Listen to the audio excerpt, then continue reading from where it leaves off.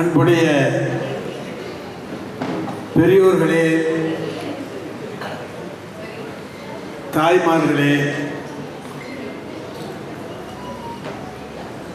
பாட்டரசருடைய பாட்டு பயிலரங்கத்தை சிறப்பாக இந்த யாழ் நகரிலே ஏன் உலகம் முழுவதும் நடத்தி கொண்டிருக்கக்கூடிய நம்முடைய ஐயா பாட்டரசர் அவர்கள் ஒரு நல்ல நிகழ்ச்சியை ஏற்பாடு செய்திருக்கிறார்கள்.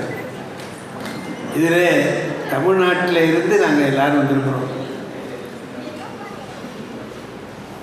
அங்கே இவர் வந்திருக்கிறாரு, குணவதி மைந்தன் வந்திருக்காரு, எங்கள் ஐயா அவர் அருள், அவருக்கு வந்து இப்போ பேர் வேறு, அவர் வந்திருக்கிறார், எங்கள் ஐயா வந்திருக்கிறார்.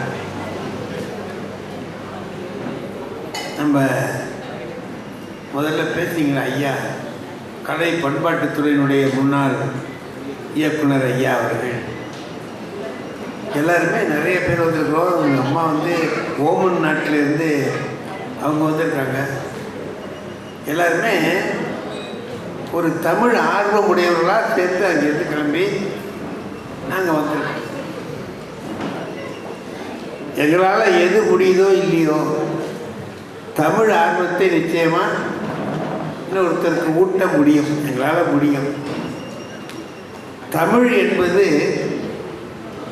ஒரு மொழி இல்லை, எழுத்து, சொல், பொருள், இதல்ல தமிழ்.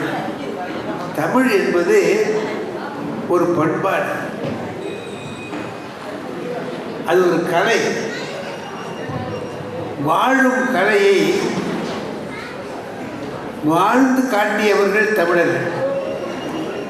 அதை இலக்கியமாக்கி வைத்திருக்கிறார்கள். இலக்கணம் என்பது இலக்கியத்திலிருந்து வருவதுதான். எள்ளிலிருந்து எண்ணெய் எடுப்பது போல இலக்கியத்திலே இருந்துதான் முதல்ல இலக்கியம்தான் வரும். 10 கதை எழுதினதுக்கப்புறம் கதைன்னா எப்படி இருக்கணும்னு ஒரு இலக்கணம் உருவாகும்.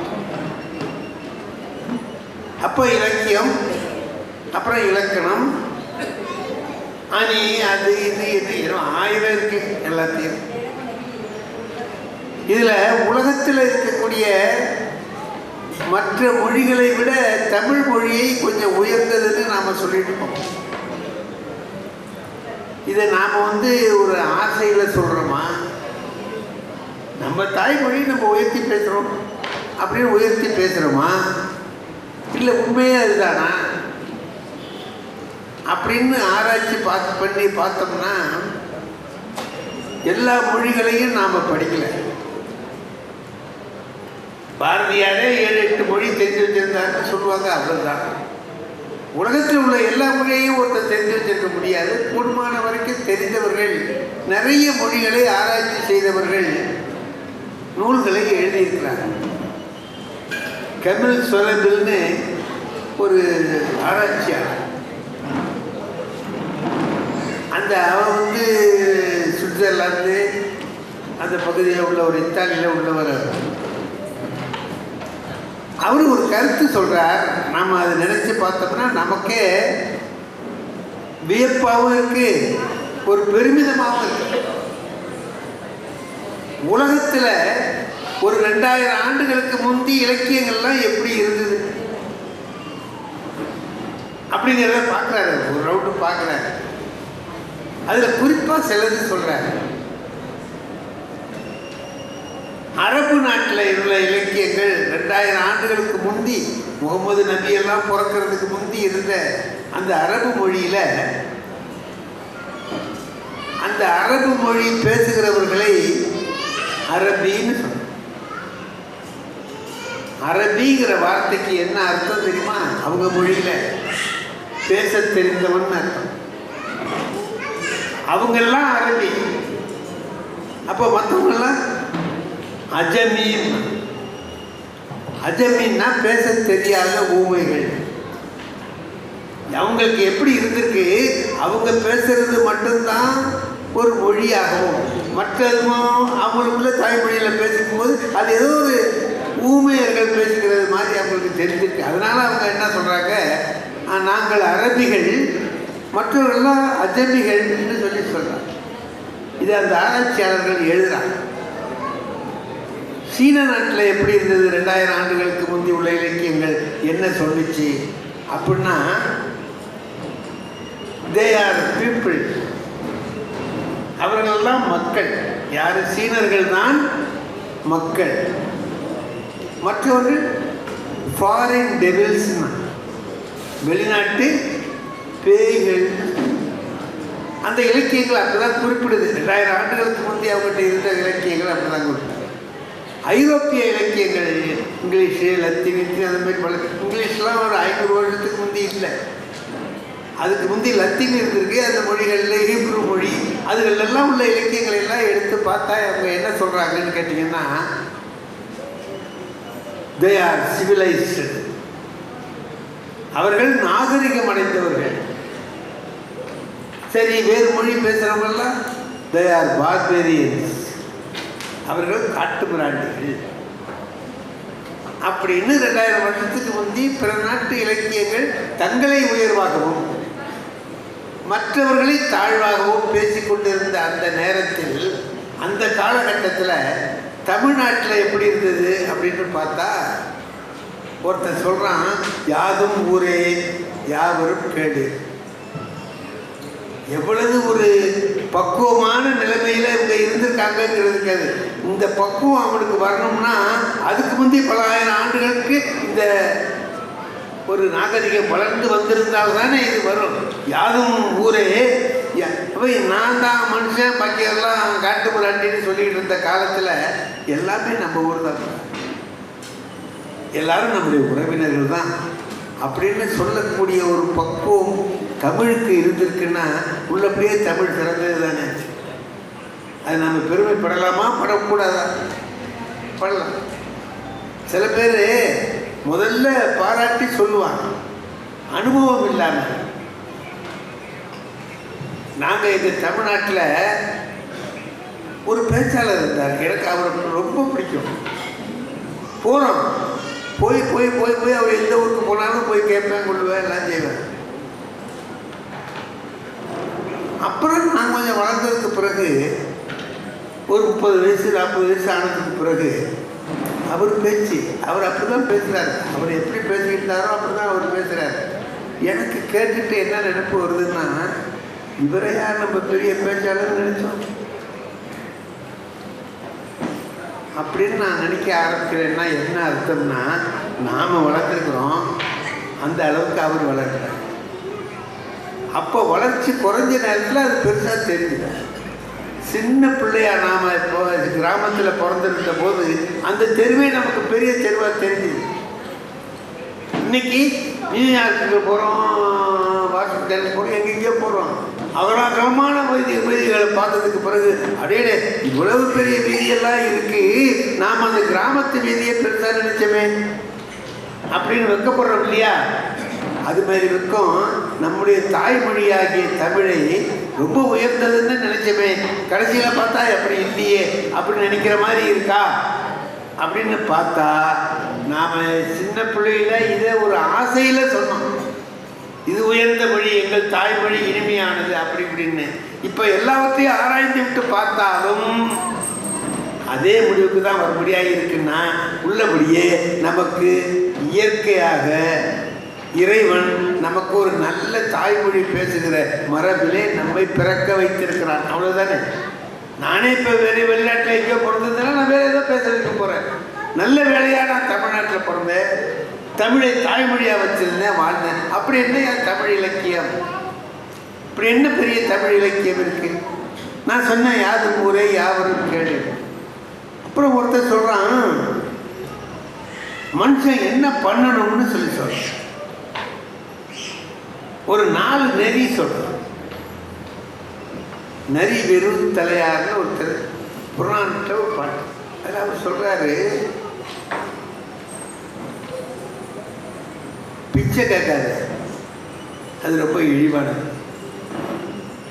ஈ என இரத்தல் இழிந்தன்றுன்னு, அது ரொம்ப கேவலமானது, போய் யார்த்தையும் போய் பல்ல காமிச்சு கேட்காதேன்னு சொல்ற. அதுக்கு அடுத்தவர் என்ன சொல்றாரு தெரியுமா? ஈ என இரத்தல் இழிந்தன்று அதன் எதிர் ஈயேன் என்றால் அதனினும் இழிந்தன்று. கேட்கறது ரொம்ப கேவலம், கொடுக்க மாட்டேங்கிறது அதை விட கேவலம். நான் சொல்றேன், நீ தான் கேட்காதன்னு இல்லை, அப்புறம் எதுக்கு கொடுக்கறத பற்றி பேசுற? அவன் கேட்க மாட்டான்ல, அப்புறம் எங்கேருந்து கொடுக்கறது வரும்? இல்லைப்பா, மருந்து கடைக்கு போனோம்னா இந்த கப்போர்டில் என்ன வச்சுருப்பான்னு கேட்டிங்கன்னா, அதிகமாக போய்கிட்டு இருந்ததுன்னா அதை நிறுத்துறதுக்கு ஒரு மருந்து வச்சுருப்பான். இந்த கப்போர்டில் போகாமல் இருக்கிறத போக வைக்கிறதுக்கு மருந்து வச்சுருப்பான். இப்போ அந்த மருந்து கடைக்காரர்கிட்ட போய் என்ன போகிறதுக்கும் வச்சுருக்கிற, நிறுத்துறதுக்கும் வச்சுருக்கியான்னு கேட்க முடியுமா? முடியாது. போகாமல் இருக்கிறவனுக்கு போகிற மருந்தை சாப்பிடு, போய்கிட்டே இருக்கிறவனுக்கு நிறுத்துகிற மருந்தை சாப்பிடு. யாருக்கு எது வேணுங்கிறது தானே முக்கியம். அவன் பிச்சை எடுக்கிறவன்கிட்ட போய் சொல்கிறான், எப்பா எடுக்காதடா, அது கேவலம்டா. இல்லை, அவனால் முடியல, போய் பிச்சை எடுக்கிறான் மேற்கொண்டு போய். அப்போ கொடுக்குறவன்கிட்ட சொல்கிறான், கொடுக்காம இருக்கிறாத, அவன் பிச்சை எடுக்கிறத விட நீ கொடுக்காம இருந்தீன்னா அது கேவலம்டா. இன்னொரு நெறி சொன்னான், கொள் என கொடுத்தல் உயர்ந்தது. இந்தா எடுத்துக்கோ அப்படின்னு கொடுக்கறது ரொம்ப உயர்வு. முதல்ல இழிவை பற்றி சொன்னாரா, இப்போ உயர்வை பற்றி சொல்றார். கொள் என கொடுத்தல் உயர்ந்தன்று. அப்போ அதை விட உயர்வு இருக்கா? இருக்கு. அது என்ன தெரியுமா? கொல்லேன் என்று அதை மறுக்கிறது தான் அதை விட உயர்வு. கொல்லேன் என்றால் அதனினும் உயர்ந்தது. கொடுக்கறது ரொம்ப உயர்வு. அப்படி கொடுத்தத வேண்டாங்க, என்கிட்ட இருக்கு, நீங்க வச்சுங்க அப்படின்னு சொல்றது இருக்க, அது அதை விட உயர்வு. இந்த நாளையும் தமிழர்கள் தங்கள் நெறியாக வைத்திருந்தார். யாராவது வந்து கேட்டா இல்லைன்னு சொல்லாதே. நாம புறநானூற்றில் நிறைய செய்திகளை பார்க்குறோம், எல்லாமே வரலாற்று செய்திகள். அவன் என்ன பண்றான்? சேர மன்னன் வந்துருக்கான், இவர் உள்ள ஒரு புலவர் போறாரு, ரொம்ப களைச்சி தவிச்சு போறாரு. எங்க உட்கார்றது எங்க என்னன்னு தெரியல. அவருக்கு கலக்கமா இருக்கு, மயக்கமா இருக்குது. முரசு கட்டில போய் படுத்துறாரு. முரசு அதுல இருக்கும், கொடை முரசு, தியாக முரசு அப்படின்னு சில முரசெல்லாம் இருக்கு. அந்த முரசை ஒரு நாளைக்கு என்ன எடுத்துட்டு போய் அதை சுத்தம் பண்ணி அதுக்கு பூஜைகள்லாம் போட்டு கொண்டு வந்து வைப்பாங்க. அப்படி எடுத்துக்கிட்டு போயிருக்கிற நேரத்தில் அங்கே சும்மா இருந்துச்சா அதில் போய் படுத்துட்டார். மோசிக்கிறனார்னு அவருக்கு பேர். அவர் போய் படுத்துட்டார். சேரமன்னன் வந்தான், பார்த்தான், இதில் படுத்தாக்கா என்ன தண்டனைன்னு அவனுக்கு தெரியும். முரசு கட்டில யாராவது உட்கார்ந்தாலே அவனுக்கு கொலை தண்டனை தான். அவனை கழுத்தை வெட்டுமா, அப்படி வெட்டுறதுதான் முறை. ஆனா அவன் என்ன பண்ணான், அவரை பார்த்த உடனே புலவர்னு தெரிஞ்சு வச்சு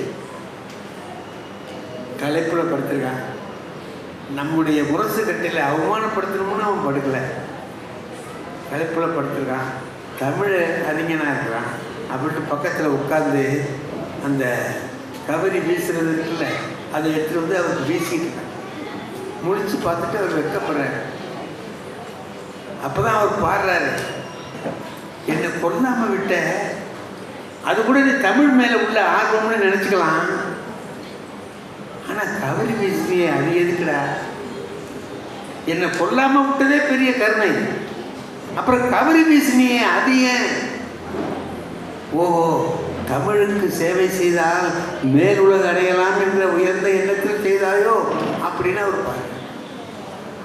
தமிழ் இலக்கியங்களில் இந்த உயர்ந்த நெறிகளை எல்லாம் நாம் தெரிந்து கொள்ளக்கூடிய, அதோட இல்லை, இப்போ வாழ்க்கை இருக்கு. நாம் நம்முடைய தமிழில் மட்டும்தான் பொருள் இலக்கணத்தை 2ஆம் வகுத்து கொடுத்தான்.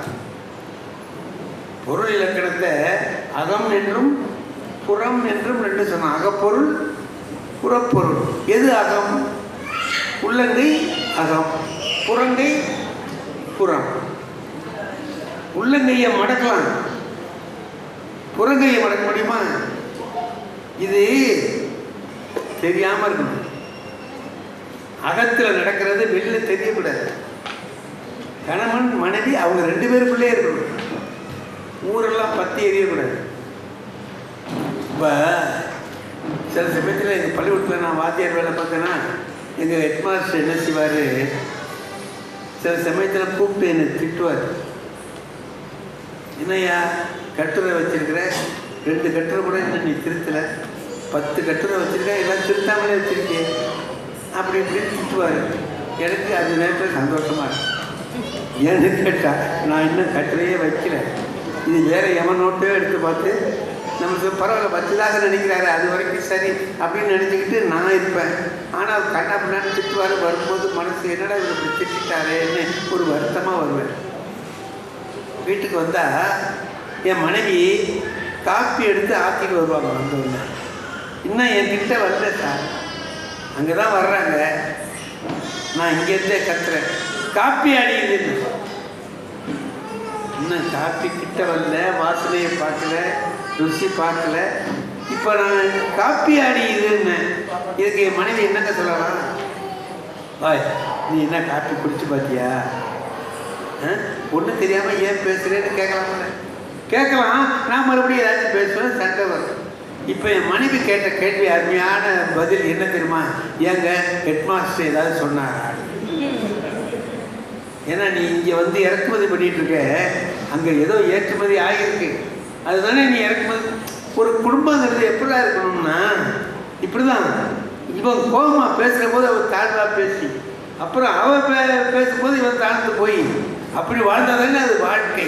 அதை நம்முடைய அக இலக்கியங்கள் அருமையாக எடுத்து சொல்லும்.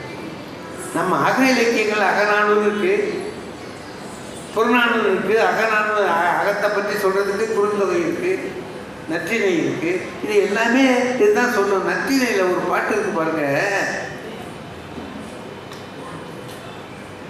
அவர் ஊருக்கு போகிறேன்னாரு, ஊருக்கு என்னை விட்டு பிரிஞ்சு போக மாட்டார் அப்படின்னு தோழிகிட்ட சொல்கிறான். அப்படி சொல்கிற மாதிரி வர்ற பாட்டில் கபிலர் எழுதியிருக்கார் நற்றிணையில் ஒரு பாட்டில். அந்த உதாரணத்தை பாருங்கள், எவ்வளவு அருமையான உதாரணம்னு. தாமரை தந்தாது ஊதி மீமிசை சாந்தின் தொடுத்த தீந்தேன் போல குறையமன்ற குறையோர் கேள்வி. அதை மட்டும் எடுத்துக்குவோம். ஒரு தேனி என்ன பண்ணுது, தாமரை பூவில் குளத்தில் பூத்திருக்கிற தாமரை பூவிலேருந்து தேன் எடுத்துக்கிட்டு மேலே போகுது. மேலே போய் சந்தன மரத்தில் தேன் கொடுக்குது. சாந்தின் தொடுத்த தீந்தேன் போல. அவருடைய நட்பு அவ்வளவு இனிமையானதுன்னு சொல்றார். அது என்ன, அது இனிமையானது? அதுக்கு எதுக்கு இந்த உதாரணம் என்னது? தாமரைப்பூ தேனை எடுத்துட்டு போய் சந்தன மரத்தில் தேன் கூடு கட்டினது மாதிரி இருக்கு, அதில் உள்ள தேன் எப்படி இருக்குமோ அப்படிப்பட்டது அவருடைய நட்பு அப்படின்னு சொல்றார். தாமரை தேன் ரொம்ப உயர்ந்தது, பூக்களில் உயர்ந்தது தாமரை பூ, ராஜ புஷ்பம் அப்படின்னு பேர். அதுதான் தான் நாம் அதை வந்து தேசிய மலராக வச்சிருக்கோம். அந்த மலர்லேருந்து எடுத்துகிட்டு போகிறது உயர்ந்த தேன், தரமான தேன், நல்ல தேன். சந்தன மரத்தில் கட்டினதுனால அதில் மனம் சேர்த்துருக்கும், சுவையும் இருக்கும். சுவைக்கு இது, மனத்துக்கு அது. சரி, அது சுவையும் மனமும் நிறைந்ததுன்னு சொல்கிறாங்கல்ல. சுவைக்கும் மனத்துக்கும் என்ன வித்தியாசம்? சுவைக்கும் மனத்துக்கும் ஒரே ஒரு வித்தியாசம் தான். சுவையை நான் மட்டும்தான் உணர முடியும், மனத்தை எல்லாரும் உணர்றாங்க. நான் ஒரு சென்ட்டு போட்டிருந்தேன்னா எல்லாருக்கும் வாசம் அடிக்கும். என்ன சார், என்ன சென்ட்டு சார் கொடுத்தா, எப்போ நீங்கள் இது போட மாட்டீங்களே? இன்னும் இல்லை, வேற ஒருத்தருக்கு கொடுத்தாரு, அதானே நீங்கள் வாங்க மாட்டீங்களே இதெல்லாம் அது சொல்கிறாங்கல்ல. அப்போ என்ன அர்த்தம்? நம்ம போடுறது மற்றவங்களுக்கு அந்த மனம் பரவும். சுவை அப்படி இல்லை. நான் சாப்பிட்றேன், எனக்கு தானே தெரியும். சார் அல்வா பிரமாதமாக, நீ தின்னுட்டு நல்லா இருக்குன்னா எனக்கு அப்படியே தெரியும். அப்போ உனக்கு தெரியணுமா, நீயும் தின்னு. அப்போதானே உனக்கு தெரியும். அதை என்ன சொல்கிறான், அந்த உயர்ந்த தேன் சுவைத்து உணரக்கூடிய சுவையும் எல்லாருக்கும் தந்து மகிழக்கூடிய மனமும், இது ரெண்டும் சேர்ந்தது அந்த தேன். என் வீட்டுக்காரர் இருக்கிறாரே, அகத்தில் என் கூட இருக்கிற போது எனக்கு அவர் தருகிற மகிழ்ச்சி ஏராளமான மகிழ்ச்சி. சில பேர் வீட்டில் நல்லவனா இருப்பான், வெளியில கெட்டவனா. வெளியில சில பேர் பெரிய பயில்வானா இருப்பான், எங்க எல்லாம் அடிப்பான் கொள்வான், பொண்டாடிக்கிட்டு அடங்கியிருக்கு. பெரிய பெரிய ஆளுகள் எல்லாம் அடிக்கிறவன் வீட்டில் அவன் சொன்னான்னா, அவனுக்கு அறிவு இல்லைன்னா, ஆமா இல்லை, ஏன்டா இப்படி அடங்கிட்டேன். அவன் அடங்குறதுக்கு ஒரு இடம் வேணும்ல. கண்ணை கோல் வைக்கிறவனுக்கு சாத்திரத்துக்கு ஒரு இடம் வேணும்னா, எல்லாரையும் அடக்கிறவனுக்கு அடங்குறதுக்கு ஒரு இடம் வேணும். இப்போ அது மாதிரி என்ன பண்ணா, ஊரு பூரா நல்ல பேர் வாங்கிடுறான், வீட்லேயும் நல்ல பேர் வாங்கிடுறான். அது மாதிரி ஆண்கள் அமைகிறது கஷ்டம். என் வீட்டுக்காரர் அப்படிப்பட்டவர். ஒரு உயர்ந்த ஒரு உவமை, அந்த மாதிரி உவமை குறுந்தொகையில் பார்த்தா ஒருத்தி சொல்கிறா, தோழி சொல்கிறா. இப்போ அவன் கோபத்தில் பொண்டாட்டி மேலே கோபமாக கூடலில் இருக்கிறான். அப்போ அவன் சொல்கிறா, வேம்பின் பைங்காயின் தோழி தரினே. என் தோழி அன்று எப்போ நீ காதலிச்சுக்கிட்டு இருந்த பாரு, அப்போ ஒரு வேப்பங்கொட்டையை எடுத்து கண்ணை முடிக்கன்னு வாயில் போட்டால் தின்னுவிட்டு தேம்பூம் கட்டி மாதிரி இனிக்குதுன்னு சொன்னேன். எதை? வேப்பங்கொட்டை சொன்னவன்டாடி. இப்போ பாரி பரம்பின் பனிச்சுளை தண்ணீர் தை திங்கள் தண்ணிய தரினும் வெய்ய உவர்க்கும் என்றது. பரம்பு மலையில் உள்ள சுனை இருக்க அந்த தண்ணி ரொம்ப இனிமையானது, குளிர்ச்சியானது. அவ அந்த தண்ணியை கொண்டு வந்து கொடுக்குறா. பாரி பரம்பின் பனி சுனை தண்ணீர் கொண்டு வந்து கொடுக்குறா. அதை குடிச்சுட்டு வெய்ய உவர்க்கும், சூடா இருக்கு, உப்பு கறிக்குதுங்கிறியே, நீ என்ன மனுஷன்டா, நீ என்ன மனுஷன்? அந்த தோழி கேட்குறா அவன்கிட்ட, நீ என்ன மனுஷன்? வேப்பங்காய தேம்பூம் கட்டின்னு கல்கண்டு மாதிரி நிற்கிதுன்னு சொன்னேன். நீ இன்னைக்கு இவ்வளவு அருமையான தண்ணியை கொடுத்தாக்கா நல்லா இல்லைன்னு சொல்றியே அப்படின்ட்டு கடைசியில் ஒரு வரி எதுனா, ஐய அற்றால் அன்பின் பால், எல்லாம் அன்பினால் வருது. அன்பு இருந்தா எதை செய்தாலும் எனக்கு பிடிக்குது, அன்பு இல்லைன்னா எது செய்தாலும் பிடிக்கல. அப்ப அந்த காரியத்து மேல இல்லை, அன்புல தான். என் பிள்ளை என் பேரன் இருக்கான், வந்து மேலே உதைக்கிறான், சந்தோஷமா இருக்குல்ல, அந்த காலுக்கு முத்தம் கொடுக்குறோம்ல. இதே வேற ஒரு பிள்ளை தான் கால் படுத்த பாடுற அப்படிங்கிற மாதிரி, ஏன் அதுவும் பிள்ளை தான் இதுவும் பிள்ளை தான், ஏன் அப்படின்னு சொல்கிறேன். அதான் சொன்னான், எதுலேயுமே கவனமாயிரு.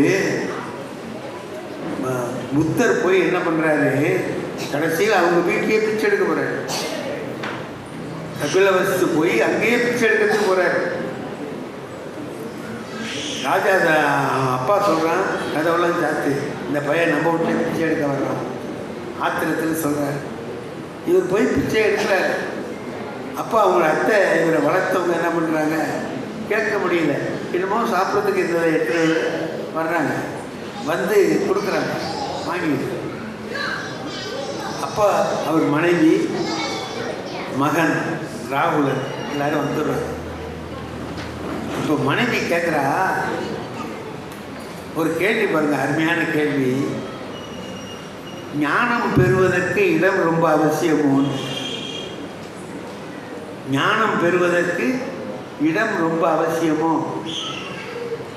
புத்தர் தேவையில்லாத கேள்விக்கெல்லாம் என்ன செய்வார்னு கேட்டிங்கன்னா சிரிப்பார். புத்தரின் புன்னகைன்னு அது ரொம்ப புகழ்பெற்றது. கடவுள் இருக்காரா இல்லையான்னு ஒருத்தன் கேட்டான் கோவமா, சிரிக்கிறார். இப்போ இருக்காருன்னே வச்சுக்க, நீ என்ன பண்ணுற? இல்லை நீ என்ன உண்டாக்க போறியா? இது எதுக்குடா உனக்கு வீண் வேலை? நீ ஒழுங்காக வாழு, மனிதனாக வாழ கற்றுக்கோ. இதுதான் நான் சொல்கிறது. கடவுள் இருக்கா இல்லையா, நீ இதை பற்றி தெரிஞ்சுக்கிட்டு என்ன பண்ண போகிறேங்கிறதுக்கு பதில் சொல்லாமல் சிரிப்பார். எதுக்குடா இது மீன் கேள்வி வேறு ஏதாவது கேள்வி அப்படின்னு அர்த்தம். அது மாதிரி பிள்ளைய கேட்குறாரு. அப்போ பிள்ளை வந்துடுறான், ராகுலன் வந்துடுறான். அப்போ அவன் கேட்குறான், ஏப்பா என் மேலே உனக்கு அன்பே இல்லையான்னு கேட்குறான். என் மேலே பாசம் இல்லை, என்னை விட்டுட்டு போயிட்டியே, என் மேலே பாசம் இல்லையாப்பா? இருக்கிறாங்க. அப்புறம் ஏன் விட்டுட்டு போனேன்? அதுக்கு அவர் சொல்கிறாரு, உன்ன மாதிரியே உலகத்தில் இருக்கிற எல்லா பிள்ளைகளையும் நான் நேசிக்கிறேன், அதனால் வெளியே போயிட்டேன். உன்னை நேசிக்கிறேன்ல, அதே மாதிரி எல்லாரையும் நேசிக்கிறேன். அதுக்கு தானே ஞானம் வரணும். எனக்கு என் பிள்ளைய நேசிக்க தெரியுது, உழைச்சா தாங்கிக்க முடியுது. அடுத்த வீட்டு பிள்ளை மதிச்சாக்கா ஆத்திரம் வருதில்ல, அது அவருக்கு வராது. எந்த பிள்ளை உழைச்சாலும் அவர் சிரிப்பார், அந்த காலை தொட்டு முத்த கொடுப்பாரு. அதுதான் ஞானம். அந்த ஞானம் வரணும்னு சொன்னால் இதெல்லாம் செய்ய வேண்டியதாக இருக்கு புத்தர். அந்த மாதிரி இப்போ என்ன உனக்கு என்னடா ஆச்சுன்னா, ஞானம் அவங்க அற்றால் அன்பின் பாலை. அன்பு இருந்ததுன்னா வேப்ப கொட்டை கல்கண்டு மாதிரி இருக்கும். அன்பு இல்லைன்னா அருமையான தண்ணி உப்பு கரிக்கும், சூடாக இருக்கும். நம்முடைய இலக்கியங்களில் ஒரு குடும்பம்னா எப்படி இருக்கணும், என்னமா இருக்கணும். இப்போ என்னுடைய வாழ்க்கையில் ஒரே ஒரு விஷயம் எனக்கு நல்ல நினைவில் இருக்குது.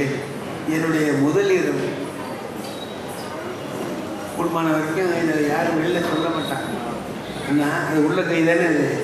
நான் சொல்லுவேன், நான் கொஞ்சம் வெக்கம் இல்லாதவன், அதனால் சொல்லுவேன். முதல் இரவுனா அன்றைக்கி கல்யாணம் ஆன அன்றைக்கே முதல் இரவு வச்சுருக்காங்க. என் நண்பர்கள்லாம் என்ன பண்ணுறானுவோ வந்து உட்காந்துக்கிட்டு என்னை கேலி பண்ணுறான். அப்படி இப்படிங்கிறான் என்னென்னமோ சொல்கிறான். அவனுக்கு தெரிஞ்ச விஷயத்தெல்லாம் சொல்கிறான். இதில் எந்த பயிர்களுக்கு எவனுக்கு இன்னும் கல்யாணம் ஆகலை. அவன் பூரா நமக்கு அறிவுரை சொல்லிட்டு இருக்கிறான். எல்லாம் போல ஒருத்தன் மட்டும் சொன்னான், நல்ல விஷயம் சொன்னான். என்ன சொன்னான், முதல் மனைவி கிட்ட பேச போகிற நல்ல வார்த்தையாக பேசு. உன் குடும்பத்தை பற்றியும் அவங்க குடும்பத்தை பற்றியும் நல்ல எண்ணம் உண்டாகும்படி பேசு. அதுக்கு தகுந்த மாதிரி பேச்ச ஆரம்பி. எப்பவும் மனைவி முந்தி பேச மாட்டாங்க, நீ தான் பேசணும். இப்படி பேசி ஆரம்பி, நல்லா இருக்கும் வாழ்க்கை. அவங்க சொன்னது நல்லா இருந்துச்சு. பாக்கி எல்லாம் உருப்படா போயிரும்போது இது நல்லா இருந்துச்சு. சரி, நான் அதுக்கு வேண்டிய டைலாக்லாம் தயார் பண்ணிக்கிட்டு போனேன். அதுக்கு அவசியமே இல்லை. என் மனைவியே முதல்ல பேசிட்டாங்க. என்ன பேசுனாங்க தெரியுமா? நான் உலகத்தில் எவ்வளோதான் பொம்பளைங்களை பார்த்துருக்கேன், உங்கள் அம்மா மாதிரி ஒரு ராட்சசி உலகத்தில் யாருமே இல்லை. இன்னைக்கு தான் வந்திருக்காங்க. நான் 25 வருஷமாக எங்கள் அம்மாவை பார்த்துட்ருக்கேன். என்கிட்ட இன்னைக்கு நீ உங்கள் அம்மா மாதிரி ஒரு ராட்சசி உலகத்திலே இல்லைன்னு சொல்லி சொல்கிறேன்னா நான் என்ன செய்யலாம்? வர்ற ஆத்திரத்துக்கு ஓங்கி அரைஞ்சி வெளியில் வரலாமான்னு நினைக்குது. அப்புறம் நினைக்குது, வந்த வேலையை தான் பார்க்கணுமே தவிர வந்த வேலையை விட்டுட்டு வேறு வேலை பார்க்கப்படாது. இங்கே வந்திருக்கோம், பேசத்தானே வந்தோம். இதை விட்டுட்டு எங்கேயாவது போயிட்டு இருந்தோம்னா கூப்பிட்டு கேட்பார்ல ஒரு பாரதிதாசன், வந்த வேலையை பாருங்க. நான் அது மாதிரி என்ன பண்ணேன், அவர்கிட்ட என் மனைவிட்ட சொன்னேன், நீ சொல்கிறது கரெக்டு தான், நானும் எங்கள் அம்மாவை பார்த்துக்கிட்டு இருக்கேன், நீ சொல்கிறது ரைட்டு தான். நான் முந்தைய நினைச்சேன், நீ இப்போ கரெக்டாக சொல்லிட்டேன். சுமூகமாக எல்லாம் முடிஞ்சது. காலையில் எங்கள் அம்மாக்கிட்ட சொன்னேன், அம்மா உன்னை என் பொண்டாட்டி இந்த மாதிரி சொன்னாங்க, இதுக்கு எங்கள் அம்மா வருத்தப்படணுமா இல்லையா? அவங்க கேட்டு சொன்னாங்க, அவன் சொன்னது இருக்கட்டும், நீ என்ன பண்ண? நான் அனுசரித்து போயிட்டேம்மா அப்படின்னு. அதான் நல்லது. உங்கள் அப்பா கிட்ட நான் சொன்னதை விட அவள் ஒன்றும் அதிகமாக சொல்லலடா. இது பாருங்க, ஒரு குடும்பம் எப்படி ஆரம்பிக்குது, இதை சரி கட்டி கொண்டு போகிறது யார் கையில் இருக்குது நினச்சி பாருங்க. நல்லா யோசனை பண்ணி பார்த்தோம்னா ஒரு அன்பு மட்டும் இருந்துட்டுனா எந்த ஒரு சொல்லு சொன்னாலும் குற்றமாக தெரியாது. அதுக்கு பிறகு என்ன ஆச்சு தெரியுமா? கடைசியில் நாங்கள் 4 பேர் அண்ணன் தம்பி, 4 மருமக எங்கள் அம்மாவுக்கு. என் மனைவிட்ட மட்டும் ரொம்ப தனி அன்பாக இருந்தாங்க. அப்புறம் எப்படி அப்படி மாறிச்சு? ராட்சசின்னு சொன்னால் எப்படி அது மாறிச்சுன்னா, இவங்க பழகின முறை அவங்க பழகின முறை எல்லாருமா சேர்ந்து அவங்களுக்குள்ள அவ்வளோ நல்ல உறவு அதுக்கு பிறகு வந்துட்டுது. குடும்பங்கிறது அப்படி தான். குடும்பம்னா அப்படி தான் இருக்கும். கொஞ்சம் கூட குறைச்சலாக இருக்கும், அட்ஜஸ்ட் பண்ணி போகணும். ஒரு தடவை பேரறிஞர் அண்ணா அவர்கள் ஒரு திருமணத்தில் பேசுகிறார். நாகப்பட்டினத்துக்கு பக்கத்தில் ஒரு திருமணத்தை நடத்தி வச்சுட்டு பேசுகிறார். அருமையாக குடும்பம் எப்படி இருக்கணுங்கிற. ஒரு நாள் ஆஃபீஸ்லேருந்து வரலாம், மனைவிகிட்ட சொல்கிறான் நாளைக்கு லீவு. சரிங்க, என்ன செய்வோம் நீங்கள் சொல்லுங்கள். கல்லணை போய் பார்த்துட்டு வருவோமா? போவோம். தண்ணி நிறையா வந்துருக்குறாங்க, இப்போ பார்க்கறதுக்கு நல்லா இருக்கும். வரியா போவோமா? போவோம். ஏதாவது செஞ்சு எடுத்துகிட்டு வா, மத்தியானம் சாப்பிட. என்ன செய்ய உனக்கு என்ன நல்லா வருமோ செய்ய. புளிச்சோறு செய்யட்டுமா? செய்ய. நீதான் புளிச்சோறு நல்லா செஞ்சு செய். புளிச்சோறு செஞ்சு எடுத்துக்கிட்டு போயிட்டாங்க. எல்லாம் சுற்றி பார்த்தாங்க. மத்தியானம் உட்காந்து சாப்பிட்றாங்க. ஒரு சின்ன தட்டில் புளிச்சோரை எடுத்து வச்சு சாப்பிட்றதுக்கு கூழ் வடகம் வறுத்து அதையும் வச்சு சாப்பிடுங்க. வாங்கி சாப்பிட்றப்பில்லங்க. அவன் சொல்கிறான், இதுதான் ஊட்டுறதுக்கலாமே. இந்த தட்டில் வச்சு இது தொட்டுக்கிட்டு சாப்பிட்றது வீட்டிலேருந்துக்கலாமே. அதுக்கு எதுக்கு கல்லணைக்கு வருவானே? ஏங்க நீங்கள் தானே புளிச்சோறு செய்ய சொன்னீங்க, அதுதானே செஞ்சேன், அதுதானே கொடுக்குறேன், ஏங்க இப்படி பேசுகிறீங்க? இந்த தட்டில் வச்சு நீட்டி தின்னு நீங்கிறது வீட்டில் நீ சொல்கிற சரி, இங்கே கொண்டாந்து வச்சுக்கிட்டு அதே மாதிரி சொல்கிறேன். அதுக்காக கல்லணைக்கு வந்தோம். இப்போ என்னங்க செய்யணும்னா அதை எடுத்து நீ எனக்கு ஊட்டி விடுது. அதுக்காக தான் இந்த வேலையெல்லாம் பண்ணுறாங்க. சரின்னு எடுத்து ஊட்டி விடுறாங்க. வாங்கினவுடனே சொல்கிறான், புளிச்சோறு கொண்டு வரேன்ல நீ சொன்னேன். ஆமாங்க, அதான் கொண்டு வந்திருக்கேன். என்னது புளிச்சோறு? பொய் சொல்கிறேன்.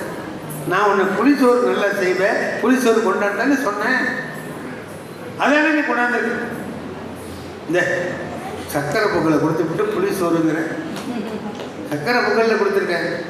இல்லைங்க இந்த பார். நான் இவன் என்ன பண்ணுறான், அது சாக்கா கையில் ஒரு பொடி எடுத்து அவளுக்கு வாயில் ஊட்டி விடும். அவள் ஊட்டி விட்டா இவன் விட்டானா, இப்போ அவளுக்கு இவன் ஊட்டி விட்டான். அவள் சாப்பிட்டு புளிச்சோறு தானே.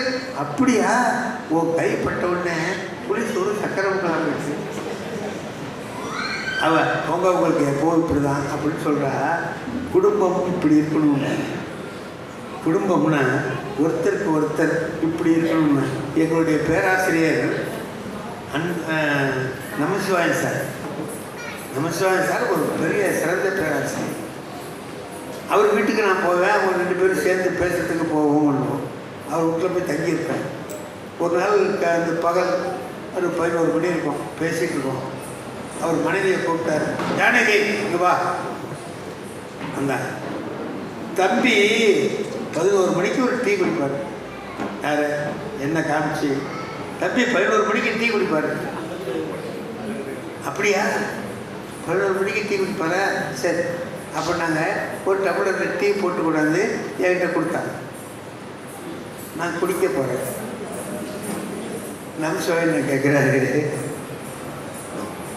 உங்கள் அப்பா உன்னை இப்படி தான் வளர்த்தாங்களான்னு. ஏங்க என்ன 2 பேர் இருக்கும்போது ஒருத்தருக்கு கொடுத்துட்டு போறிய அறிவில்லை உனக்கு? ஏங்க 11 மணிக்கு தம்பி சாப்பிடுவார் தானே சொன்னீங்க நீங்கள். தம்பிக்கு கொடுத்துட்டேன், உங்களுக்கு என்ன? 2 பேர் இருக்கிற இடத்துல ஒருத்தர் கொடுத்து போய் எடுத்துகிட்டு வைப்போம் அப்படிங்கிறாரு. அந்தாண்ட வச்சு மறைச்சி வச்சுட்டு வந்துருக்காங்க அந்த அம்மா. அதை போய் எடுத்துட்டு வந்து கையில் கொடுக்குறாங்க.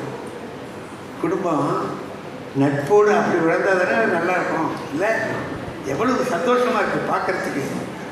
அப்படி பார்க்குறதுக்கு சந்தோஷமாக இருக்கிற மாதிரி அவங்களுக்குள்ள உள்ளார்ந்த அன்பு இருந்தால் அந்த குடும்பம் நல்லாயிருக்கும். நம்முடைய அகத்திணையில் சொல்லக்கூடிய எல்லா பாடல்களும் அன்பை பற்றியே பேசு, அன்பாக இருப்பதை பற்றியே பேசுகிறது.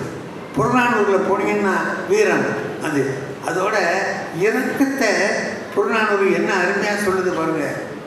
ஒரு வரலாற்று செய்தியை பரணர் பாட்டில் பூராவுமே புறநானூற்றில் பார்த்தோம்னா நிறைய வரலாற்று செய்தி இருக்கும். ஒரு வரலாற்று செய்தி மிகிலிங்கிறவன் எயினங்கிறவோட சண்டை போடுறான். 2 பேரும். எயினங்கிற வார்த்தைக்கே வேடன்னு அர்த்தம். எயினன் அப்படின்னா வேடன்னு அர்த்தம்.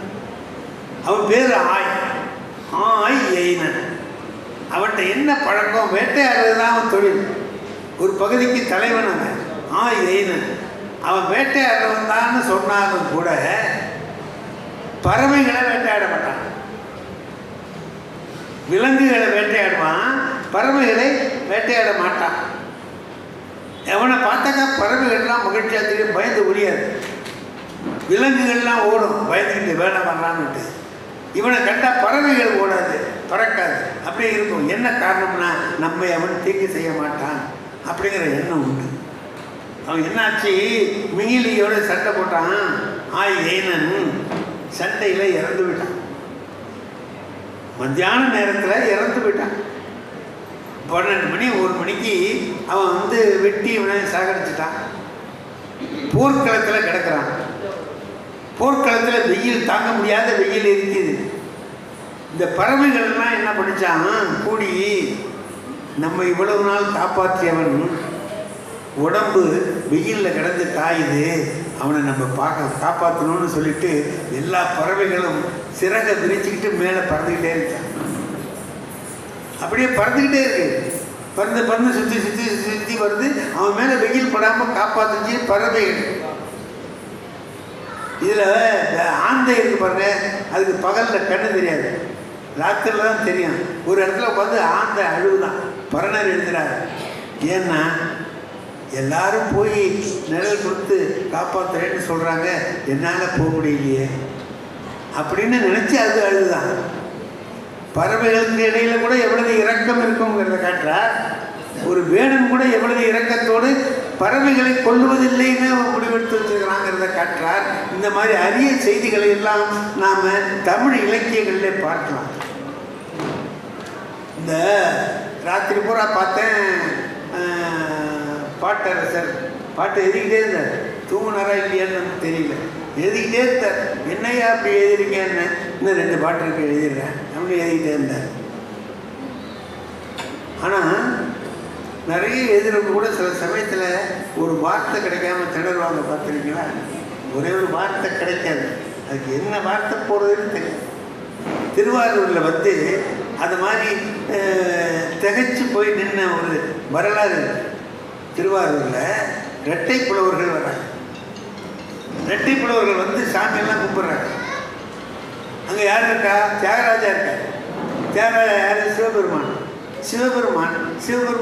கடைசியில் சத்திரத்தில், அவங்களுக்கெல்லாம் சத்திரத்தில் தான் சோறு. புலவர்கள்லாம் யார்? இரட்டை புலவர்கள் எப்படின்னு கேட்டிங்கன்னா, ஒருத்தனுக்கு கால் கிடையாது, ஒருத்தனுக்கு கண்ணு கிடையாது. கண்ணு இல்லாதவன் என்ன செய்வான்? கால் இல்லாதவனை தோளில் தூக்கி வச்சுக்குவான். இவன் தான் 2 பேரும் இரட்டை புலவர்கள்.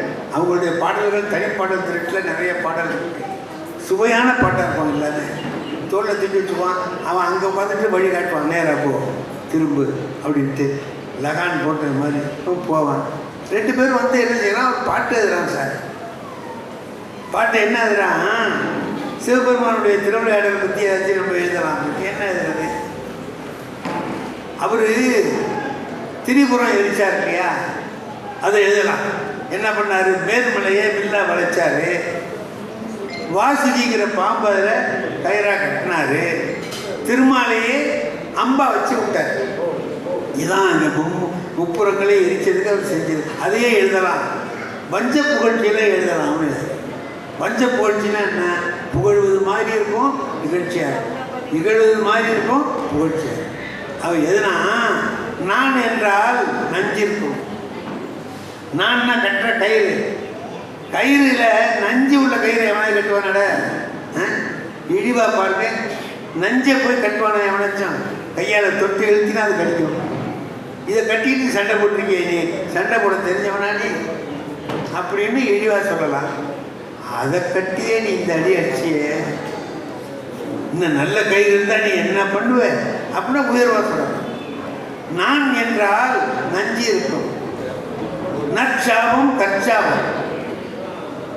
வில்லு எதிரான வில்லு அம்பு எவ்வளவுக்கு வேகமாக போகும்னா வில்லு எவ்வளவு வளையுதோ அந்த அளவுக்கு அம்பு வேகமாக போகும் இல்லையா? நல்லா வளைச்சி வேகமாக போகும். இந்த நீ வச்சிருக்கிற வில்லு வளையவே வளையாது. மலையை போய் வில்லா எடுத்தியே இது வளையுமா? வளையாதரா? வளையாத போய் வில்லா வச்சியே நீ அப்படின்ட்டு நான் என்றால் நஞ்சிருக்கும். நற்சாபம் வில்லு, கற்சாபம் கல். பானம் தான்.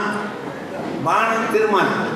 திருமாலை பற்றி இழிவாக சொல்லணும், ஆனால் அது பெருமையாக இருக்கணும். அது மாதிரி எழுதணும். ஒரு வார்த்தை தேடுறாங்க, கிடைக்கல. பானம் தான் எழுதிட்டான். அதுக்கப்புறம் என்ன எழுதுன்னு தெரியல. அந்த வார்த்தை சரியாக நினைவுக்கு வரல. 2 கோடு போட்டான். வெண்பா. நான் என்றால் நஞ்சிருக்கும். நற்சாபம் கற்சாபம் பானந்தான். இவன் சொல்கிறான், அவன் சொல்கிறான். 2 பேருமே ஒன்றும் வரல. 2 கோடு போட்டான். தானுவே சீர் ஆரூர் மேவும் சிவனே நீ எப்படியோ நேரார் புறம் எரித்த நேர். நீ எப்படா போய் எரிச்ச அப்படின்னு போயிட்டான். 2 சீர் போட வேண்டிய இடத்த கேப்பாக விட்டுட்டு போயிட்டான். ஒரு 10 நாள் கழிச்சு அந்த காலமேகம் வர்றாங்க. அதே சத்தத்தில் சாப்பிட்றாங்க. இந்த பாட்டை பார்க்குறாங்க. ஏப்பா இடையில 2 வார்த்தையை அழைச்சிருக்கீங்களே ஏன்னு?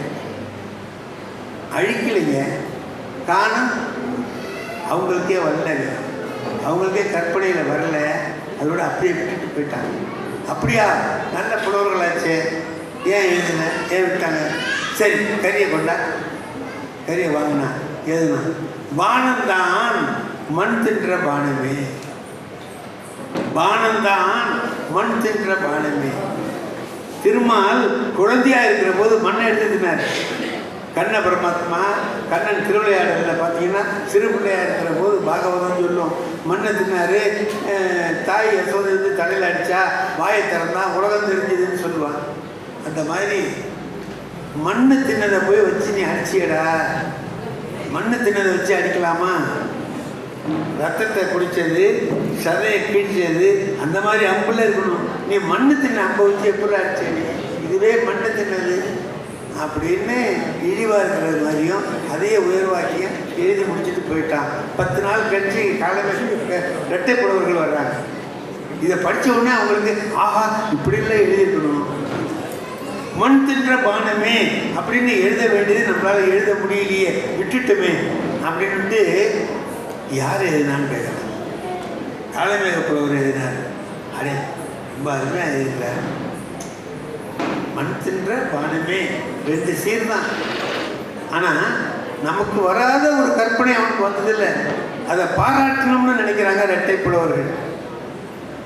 வேகமாக கிளம்பி எங்கே இருக்காங்கன்னா கும்பகோணத்துக்கு போனார். கும்பகோணத்தை நோக்கி போகிறான். திருவாரூர்லேருந்து கும்பகோணம் 40 கிலோமீட்டர். ஆஹா நன்றி சொல்ல வந்தோம், இறந்து போயிட்டாருங்கிறானே. சரிவா அந்த பாடியையாவது போய் பார்க்கலாம், உடம்பையாவது போய் பார்ப்போன்னுட்டு வேகமாக போடலாம். பூவெல்லாம் கிடைக்கும். என்னன்னா கொண்டு போயாச்சா வேகமாக ஓடுறாங்க. வச்சு நெருப்பு அதை எழுதுறான் பாட்டு. இரட்டை புலவர்கள் ஆசுபதியால் அகில உலகம் வேகுதே ஐயையோ மண் தின்ற பானம் என்ற வாய். சொல்ல எடுத்து கொடுத்த வாய் இதோ வேகிறதேன்னு அவன் 2 சீர் கொடுத்தான். கூப்பிட்டு இது பாரு, அவன் சொன்னான் 4 இடத்த திருத்தினான். ப்ராப்பர் வேர்டு இது எல்லாம் இது போடணும்னு 4 வார்த்தை திருத்தினான். போகிறார். இந்த இது வாங்கிறதுக்காக நோபல் பிரைஸ் வாங்கிறதுக்காக போகும்போது இவருக்கு ஒரு பாராட்டு விழா லண்டனில் நடக்குது. கீட்ஸுங்கிற கவிஞன் அவன் வந்து பாராட்டு விழாவில் பேசுகிறான். இந்த உங்களுடைய கவிதையை படித்தேன், நல்லா இருக்கு.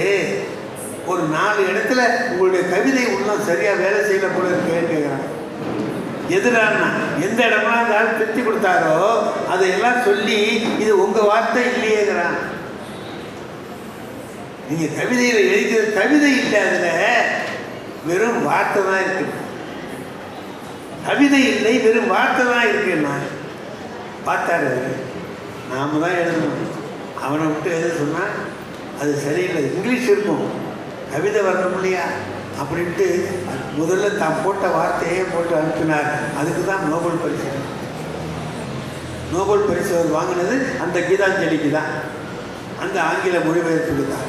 அந்த மாதிரி அந்த கவிதைகள் எழுதுகிற பொழுது சரியான சொல்லை தேடி, ராத்திரி எங்கள் பாரதிதாசன் என்ன பாடுபட்டார், சொல்லை தேடிட்டு அப்படியே அப்புறமா தேடி கண்டுபிடிச்சவன ஆகாரன்னு படுத்தார். என்ன கிடைச்சிட்டு, என்னமோ புதையல் கிடைச்சது மாதிரி கிடைச்சிட்டுன்னா. அந்த மாதிரி நாம் எல்லாரும் சிறந்த கவிஞர்களை ஒரு உற்பத்தி பண்ணி வச்சிருக்கிறார். நம்முடைய திருக்குறள் பெரிய கவிதை அழகு அப்படின்னு சொல்ல முடியாது. இன்னும் கூட அழகாக எழுதலாம். அவர் கருத்துக்கு தான் முதன்மை கொடுத்தார். அதில் அழகு இல்லாமல் இல்லை. கவிதை அழகு ரொம்ப துப்பாக்கு துப்பாக்கின்னு சொல்லும் பொழுது என்ன, சொற்பொருள் பின்வரும் நிலை அணி, சொல்லும் பொருளும் பின்தொடர்ந்து வந்து கொண்டே இருக்கும். அந்த மாதிரி உள்ள அணி அதையெல்லாம் அவர் நிறைய பயன்படுத்தி எழுதியிருக்கிறார். ஆனால் சில இடத்துல சொல்லுக்கு முதன்மை கொடுக்காமல் பொருளுக்கு முதன்மை. நான் ஒன்று பாருங்க, சில குறளை தெரிஞ்சுக்கிறதுனா ரொம்ப கஷ்டமாக இருக்கும். ஐயா நான் இன்னும் எவ்வளோ நேரம் பேசலாம், முடிச்சிடலாம். திருக்குறளை அப்புறம் பார்த்துக்குவோம். அதாவது என்னன்னு கேட்டிங்கன்னா, திருக்குறள் எங்கே போயிடுது, நம்மகிட்டே தான் இருக்குன்னு. இப்போ நமக்கு வேண்டி நம்ம நேரத்தை மிச்சப்படுத்துறது தான் நமக்கு முக்கியமானது. நான் அதுக்காக தான் இன்னும் கொஞ்சம் நேரம் சொல்லலாம்னு பார்த்தேன். அதை அப்புறம் பார்த்துக்கலாம். இப்போ நீ முதல்ல நிறுத்திட்டு வர்ற வேலையை பாரு அப்படின்னு சொல்கிறேன். அதான் அதுக்கு தான் எங்கள் பாரதிதாசன் வச்சுக்கிறது. தயவு தாட்சியம் இல்லாமல் சொல்லுவார். பரவாயில்ல பேசுங்கன்னு சொல்ல பாருங்க, பேத்திரியா. அற்புதமான மனுஷையா. இந்த மாதிரி மனிதர்கள் கிடைக்கிறது தானே கஷ்டம் இல்லை. மனசில் உள்ளதை வெளியில் தயவு தாட்சியம் இல்லாமல் வார்த்தையாக சொல்கிறது கஷ்டம். சொன்னார் ரொம்ப அருமையாக. அவர் இந்த பாவலர்களை எல்லாம் உருவாக்கி, நான் தான் புலவனாக இருக்கணும், பாக்கி யாரும் இருக்கக்கூடாதுன்னு நினைக்கிற உலகம். அவர் தான் பாட்டரசராக ஆனால் பத்தாது, எல்லாரையும் பாவலர்களாகவும் பாட்டரசர்களாகவும் மாற்ற வேண்டும் என்று பாடுபட்டு செய்து கொண்டிருப்பதை மனமாற பாராட்டுகிறேன். அவருக்கு நான் எவ்வளவு பாராட்டினாலும் அது என்னுடைய நீண்டகால நண்பர். ரொம்ப காலத்துக்கு முந்தையிலேருந்து நாங்கள் பாரிஸுக்கு போகிற போது பார்ப்போம், அவங்க வீட்டில் தான் தங்கியிருப்போம். அப்படிப்பட்டவர் அவர் இன்றைக்கு உலகத்திலே எல்லாம் கவிஞர்களை உருவாக்கி கொண்டு வருகிறார் என்பதை நினைக்கிற போது, கவிஞர்களாக இருக்கிறது பெரிய விஷயம், ஆனால் கவிஞர்களை உருவாக்கி கொண்டு வருவது என்பதற்கு அது ரொம்ப பெரிய விஷயம். அதை மிக அருமையாக அவர்கள் செய்து கொண்டு வருகிறார்கள். அதை நாம் இங்கே பார்த்த பிறகு எல்லாவற்றையும் பார்த்து மகிழ்ந்து கொண்டிருக்கிறோம். அவர்களுடைய முயற்சி நிறைய வெற்றியை தர வேண்டும்.